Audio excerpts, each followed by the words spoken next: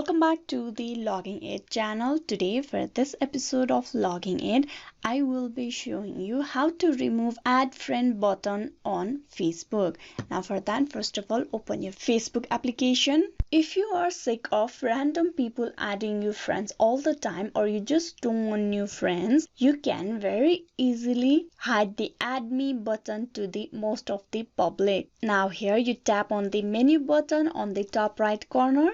Scroll down to settings and privacy, then tap on settings. Now in the settings menu, scroll down and open privacy settings. Here you can see inside privacy, tap on privacy settings. In the privacy settings, scroll down until you see the option for who can send you friend request. Here you can see inside how people find and contact you, you will see the option who can send you friend request. You tap on that.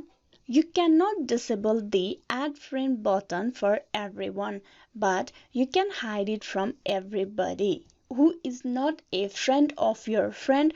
So by enabling friends of friends, you will be able to prevent 99% of Facebook, that is the people who are not friends of yours won't be able to add you anymore. This way, everyone on Facebook will not be able to add you as a friend. With this, the tutorial for how to remove add friend button on Facebook is completed.